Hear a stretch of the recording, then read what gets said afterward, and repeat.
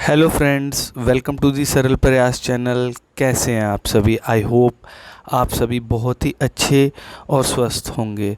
तो dear friends, आप सभी जानते हैं कि हमारे चैनल पर अभी हम Punjab and Haryana district court stenographer की जो अभी रिसेंटली एग्ज़ाम्स हुए हैं 6 जुलाई और 19 जुलाई हरियाणा स्टेनो, उसके रिगार्डिंग मैं आपको इस सेशन में बताऊंगा कि आपको स्किल टेस्ट की तैयारी कैसे करनी है। बिकॉज़ कभी भी सीबीटी का रिज़ल्ट आ सकता है डियर फ्रेंड्स, और फिर हमें 45 टू 60 डेज़ या उससे भी कम टाइम मिलेगा, हो सकता है। और हम इस पर भी बात करेंगे जो Punjab and Haryana high court का जो आपका 300 पोस्ट थी, जिसका एग्ज़ाम अभी अगस्त में हुआ है, उसमें नॉर्मलाइजेशन और कट ऑफ के रिगार्डिंग बात करेंगे। तो अगर अभी तक आपने हमारा चैनल सरल प्रयास डियर फ्रेंड्स सब्सक्राइब नहीं किया है तो आप हमारा चैनल सरल प्रयास सब्सक्राइब कर लीजिए और बेल आइकन और नोटिफिकेशन भी ऑन कर लीजिए, जिससे आपको आने वाले जितने भी सेशंस हैं उनका नोटिफिकेशन मिलता रहे।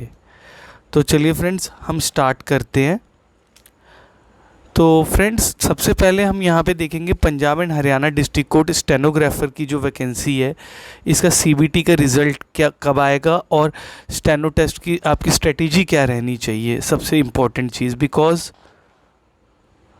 जो सिलेक्शन होगा वो अब जिनका सीबीटी क्लियर हो जाएगा अब सिर्फ स्किल टेस्ट उनके लिए रह जाएगा और एक स्प्रेडशीट। अगर उन्होंने ये दोनों चीज़ें भी पास कर ली तो जॉब उनको मिल जाएगी, गवर्नमेंट जॉब, जिसका मोस्टली हर कैंडिडेट सपना देखता है जब वो तैयारी स्टार्ट करता है।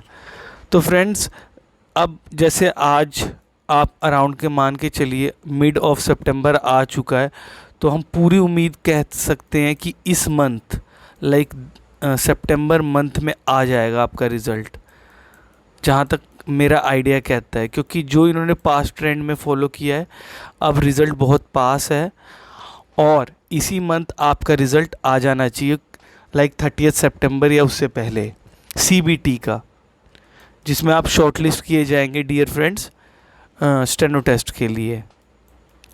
सीबीटी टेस्ट के बाद ही आपको शॉर्टलिस्ट किया जाएगा। और फ्रेंड्स, मैं एक चीज़ बताना चाहूँगा कि अभी एक कुछ कमेंट आया था इसके रिगार्डिंग कि कट ऑफ क्या रह सकती है। तो वहाँ पे कैंडिडेट ने कहा था कि जो अनरिजर्व्ड की कट ऑफ है स्टेनो में वो 40 प्लस जाएगी, बिकॉज नेगेटिव मार्किंग नहीं थी। लेकिन मुझे नहीं लगता कि इतनी ज़्यादा चली जाएगी, लेकिन 60 में से 40 वाला ही पास हो रहा है। लेकिन होने को हो भी सकता है फ्रेंड्स, क्योंकि यहाँ पे अगर 7 to 8,000 स्टूडेंट्स थे, 7 to 8,000 थे आपके ये 6 जुलाई वाले एग्ज़ाम में स्टेनो में जो पंजाब का था, तो भी उन्होंने जैसे 500 वैकेंसीज़ है जिसमें से जनरल की अराउंड 90 ही हैं, तो जनरल के कितने बच्चे सेलेक्ट होंगे? इसके 3 टाइम्स 270 बच्चे। लेकिन हाँ, जो इन्होंने 500 वैकेंसीज़ दी हैं, इनमें यही होता है मोस्टली जो रिज़र्व्ड कैटेगरी की सीट्स होती है वो भी जनरल में चली जाती हैं। तो आप मान सकते हैं कि 300 या उससे भी ज़्यादा सीटें जनरल में जाएंगी, जो कि अनरिज़र्व्ड के 900 बच्चों को शॉर्टलिस्ट करा देगी स्किल टेस्ट के लिए। अच्छा, अब हम मेन उस पे आते हैं जिसके लिए सेशन बना है कि स्किल टेस्ट की तैयारी कैसे होनी चाहिए। अब फ्रेंड्स, स्किल टेस्ट तो आप कर ही रहे होंगे, आई होप। जो भी आप अपने नियर बाय ट्यूशन है वहाँ से कर ही रहे होंगे या ऑनलाइन यूट्यूब से भी कर ही रहे होंगे, तो आप उसको प्रैक्टिस करते रहिए। आप वहाँ पे लिख सकते हैं लीगल डिक्टेशन 80 WPM 90 WPM, फिर उसको इवेलुएट करिए, फिर उसकी जो मिस्टेक्स हैं उनको अलग से सेपरेट रजिस्टर बना के उनकी प्रैक्टिस करनी है आपको, ठीक है फ्रेंड्स। और साथ ही साथ आपको स्प्रेडशीट टेस्ट की भी तैयारी करते चलनी है फ्रेंड्स, अदरवाइज़ बहुत प्रॉब्लम हो जाएगी।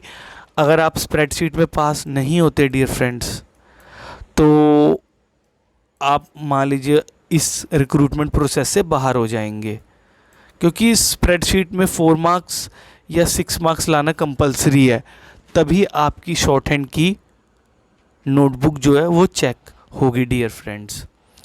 और एक फ्रेंड का एक स्टूडेंट का कमेंट आया था कि कितने मिस्टेक्स पे मेरिट जाएगी।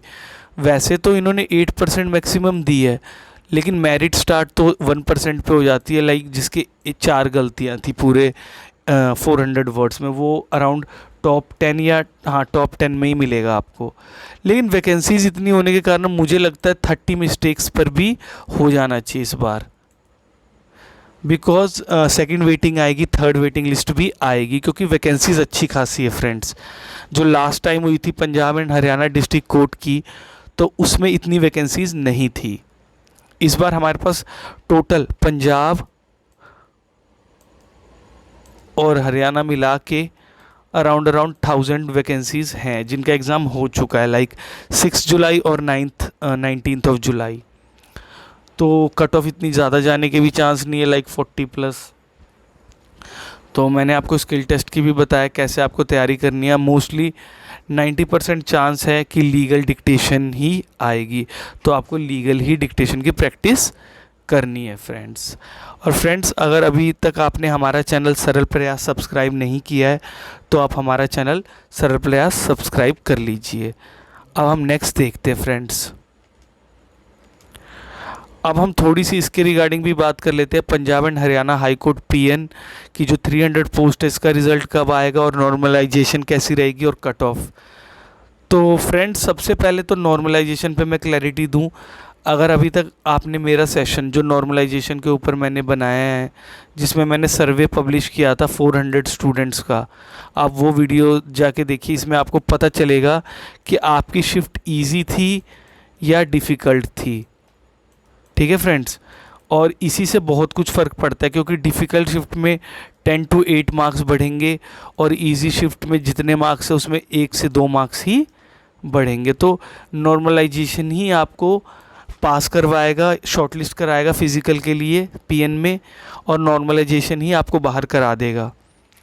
तो आपको ये जानना बहुत ज़रूरी है कि आपकी शिफ्ट ईजी थी या डिफ़िकल्ट थी, जो कि मेरे चैनल सरल प्रयास पर अवेलेबल है। आप प्लेलिस्ट में या वहाँ पे सर्च कर सकते हैं सरल, like survey of PN, like 300 post Punjab and Haryana high court by सरल प्रयास, तो वहाँ पे आपको सेशन दिख जाएगा।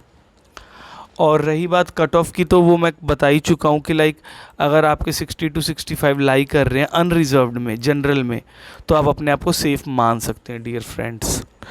और रही बात रिज़ल्ट की, तो मैं बता चुका हूँ ये रिज़ल्ट आपका अब अक्टूबर से पहले नहीं आएगा, लाइक 20 या 15 अक्टूबर से पहले, 15 या आपका 20 अक्टूबर से पहले बिल्कुल नहीं आएगा पीएन का रिज़ल्ट, क्योंकि ये पहले हमारे स्टेनो का प्रोसेस कंप्लीट करेंगे, जिसका एग्ज़ाम मैंने भी दिया हुआ है फ्रेंड्स। तो मैंने आपको समझाया इस सेशन में भी कि कैसे क्या रहेगा Punjab and Haryana high court का पीएन का, और नॉर्मलाइजेशन ही बहुत इम्पोर्टेंट रोल प्ले करेगी, क्योंकि नॉर्मलाइजेशन का जो फॉर्मूला है वो भी बहुत कॉम्प्लिकेटेड है डियर फ्रेंड्स। स्टैटिस्टिक्स का फॉर्मूला वहाँ पे अप्लाई होता है। तो आई होप आपको जितना भी मैंने इस सेशन में समझाया है उसकी अंडरस्टैंडिंग हुई होगी और आपको कंटेंट पसंद आया होगा। तो अगर आपको हमारा जो भी इस पे सेशन पे बताया गया इन्फॉर्मेशन वो नॉलेजेबल लगी है और इन्फॉर्मेटिव लगी है, तो आप हमारा चैनल सरल प्रयास सब्सक्राइब कर लीजिए और बेल आइकन और नोटिफिकेशन भी प्रेस कर लीजिए।